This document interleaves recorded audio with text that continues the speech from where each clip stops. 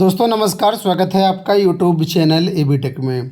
आज है 8 जुलाई 2024 और जान लेते हैं आज की महत्वपूर्ण खबरें जो आज के प्रमुख समाचार पत्रों पर छाई हुई हैं और आप लोगों के लिए बहुत ही इम्पोर्टेंट हैं।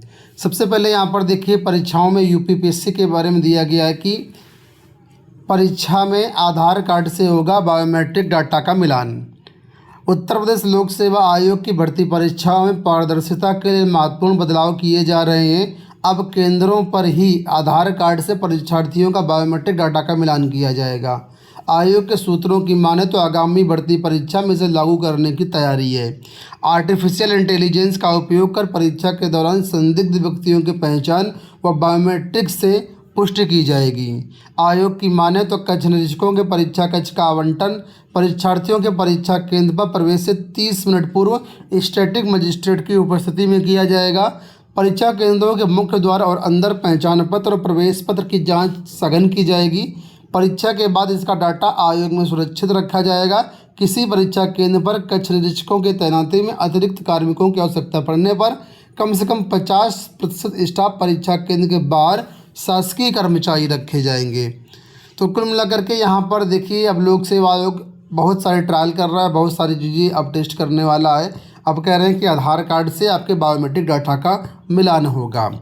आप लोग जानते हैं कि लोक सेवा आयोग ने और बाकी में ये भी भर्तियों में कहा गया है कि अब किसी भी पुरुष अभ्यर्थी का जो परीक्षा केंद्र होगा वो ना तो ज़िले में बनेगा और ना ही उस मंडल में बनेगा, बल्कि किसी दूसरे मंडल में बनाया जाएगा। साथ में दिव्यांग अभ्यर्थियों का परीक्षा केंद्र जो है उसी गृह जनपद में उसको कराए जाने की व्यवस्था की जा रही है, क्योंकि दिव्यांग कैटेगरी की वजह होने से थोड़ा सा इनको परेशानी होगी दूर जाने में। इस वजह से इनके लिए ये सुनिश्चित किया गया है कि वहीं उसी गृह जनपद में ही उनको परीक्षा दे दी जाए। लेकिन आगे लिखा हुआ है कि महिला परीक्षार्थियों को उसके गृह मंडल से बाहर परीक्षा केंद्र आवंटित किए जाएंगे। तो शुरुआत में महिलाओं के लिए व्यवस्था ये कही गई थी कि गृह जनपद मिल सकता है, लेकिन महिलाओं को भी गृह जनपद नहीं मिलेगा, मतलब दूसरा मंडल में भेजना इनको जाना होगा। कल सीटेट का पेपर था, कुछ तस्वीरें यहाँ पर दी गई हैं। लिखा कि सीटेट में विज्ञान के प्रश्नों ने अभ्यर्थियों को उलझाया। केंद्रीय माध्यमिक शिक्षा बोर्ड यानी सीबीएसई की केंद्रीय शिक्षक पात्रता परीक्षा सीटीटी रविवार को जिले के 121 परीक्षा केंद्रों पर हुई। प्रयागराज से अपडेट है, 121 परीक्षा केंद्र बनाए गए थे प्रयागराज में। सुरक्षा के कड़े इंतजाम किए गए थे। परीक्षा में विज्ञान से जुड़े प्रश्नों ने खासा परीक्षार्थियों को परेशान किया। छात्रा पूजा ने बताया कि पेपर औसतन रहा है, सवाल ना तो कठिन रहे और ना ही सरल रहे। तो यहाँ पर छात्रों को विज्ञान में काफ़ी परेशानी का सामना करना पड़ा, जैसा कि यहाँ पर अपडेट किया गया है। बात कर लेते हैं इसमें फर्जीवाड़े को लेकर के। तो यहाँ पर देखिए, वाराणसी में सीटेट में फर्जीवाड़े का प्रयास, बायोमेट्रिक मिलान में 4 साल भर गिरफ्तार। तो लंका, मंडुआडीह, चितईपुर और चितगंज थाना क्षेत्र में सीटेट में अभ्यर्थी की जगह परीक्षा दे रहे 4 सालवर पकड़े गए हैं। इनमें 2 महिलाएं भी शामिल हैं। चारों सालवर की करतूत बायोमेट्रिक मिलान के दौरान उजागर हुई है। चारों सालवर पुलिस की गिरफ्त में है और उनसे पूछताछ की जा रही है। सोमवार को चारों को पुलिस अदालत में पेश करेगी। तो आप लोग देख सकते हैं, इतना कुछ हो रहा है, पेपर लीक को लेकर के नए नए कानून बन रहे हैं, सब कुछ हो रहा है, उसके बाद भी सालवरों का इतना हौसला बुलंद है। अभी भी देखिए, ये लोग बैठ रहे हैं दूसरे की परीक्षाओं में, लेकिन 20,000 से 25,000 के लालच में परीक्षा देने आए थे। इसके साथ ही दरभंगा से अपडेट है पटना से कि सीटेट में 30 मुन्ना भाई गिरफ्तार हैं। तो ये बिहार में वैसे भी ज़्यादातर काम ऐसे ही होते हैं। तो बिहार में देखिए 30 मुन्ना भाई पकड़े गए हैं। तो रविवार को जो परीक्षा हुई उसमें दरभंगा जिले में 12 पकड़े गए, पटना जिले में 10 पकड़े गए हैं, छपरा में 5 पकड़े गए, गोपालगंज में 2, बेगूसराय जिले में 1 फर्जी परीक्षार्थी को पकड़ा गया है। तो मशीन में निशान नहीं मिले, कर दिया गया पुलिस के हवाले इनको।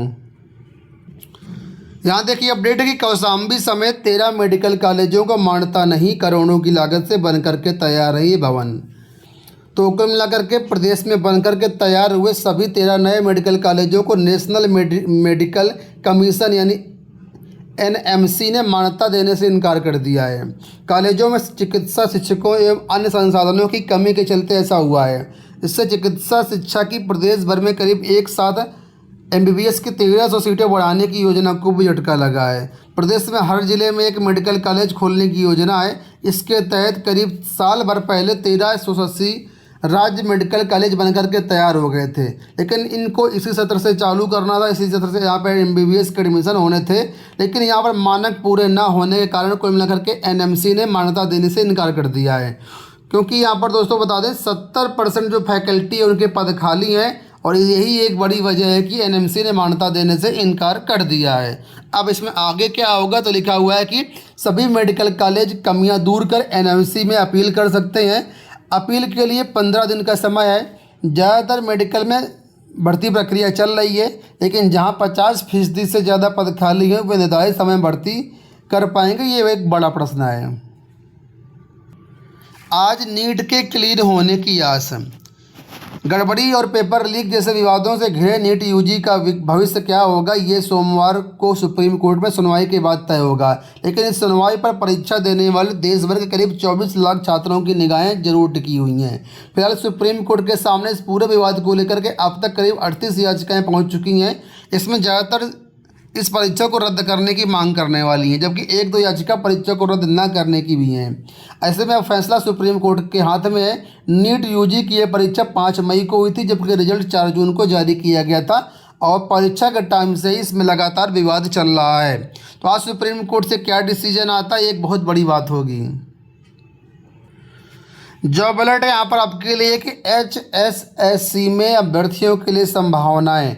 करीब 21,076 पदों पर यहाँ पर भर्तियाँ आई हुई हैं। जो भी अभ्यर्थी इंटरेस्टेड हैं, आवेदन करने की लास्ट डेट 10 जुलाई 2024 है। योग्यता 10वीं 12वीं स्नातक डिप्लोमा सभी प्रकार के अभ्यर्थियों के लिए यहाँ पर जॉब्स हैं। अलग अलग पद हैं, ग्राम सचिव, जूनियर क्रिकेट कोच और भी कई सारे पद हैं। तो जो भी इच्छुक अभ्यर्थी हैं hsc.gov.in पर जा करके आप लोग बाकी जानकारी ले सकते हैं। UPPSC अपनी परीक्षाओं में एक बड़ा बदलाव और करने वाला है कि अब परीक्षा केंद्रों में नहीं पहुंचेंगे अतिरिक्त पेपर लीक रोकने के लिए UPPSC ने लागू की व्यवस्था। लोक सेवा आयोग ने किसी भी परीक्षा केंद्र में अतिरिक्त पेपर नहीं पहुंचाने के लिए यहाँ पर अब कहा है। इन प्रश्न पत्रों की संख्या अभ्यर्थियों की संख्या के बराबर होगी। ऐसे में बक्से खुलने के बाद अगर एक भी पेपर कम निकलता है तो इसकी जांच कराई जाएगी, ताकि ये सुनिश्चित किया जा सके कि पेपर लीक हुआ है या नहीं हुआ है। पेपर लीक रोकने और गड़बड़ी करने वालों पर नज़र रखने के लिए आयोग की ओर से उठाया गया यह कदम काफ़ी महत्वपूर्ण माना जा रहा है। तो एक ये भी बदलाव लोक सेवा आयोग कर रहा है। अंत में यहाँ पर अपडेट है कि CUET UG की आंसर की जारी। 9 जुलाई तक छात्र दर्ज करा सकेंगे आपत्तियाँ। तो राष्ट्रीय परीक्षा एजेंसी ने CUET की जो प्रोविजनल आंसर की है वो जारी कर दी है। छात्रों की ईमेल ID पर OMR शीट भेजी गई है। छात्र इसके आधार पर 9 जुलाई शाम 5 बजे तक अपनी आपत्ति दर्ज करवा सकते हैं। छात्रों को प्रति आपत्ति 200 रुपये फीस चुकानी होगी। तो आपको बता दें CUET ये ग्रेजुएशन में प्रवेश के लिए एक एंट्रेंस एग्ज़ाम होता है। अब पूरे इंडिया में जो है इसी एग्ज़ाम के जरिए ग्रेजुएशन में एडमिशन होते हैं।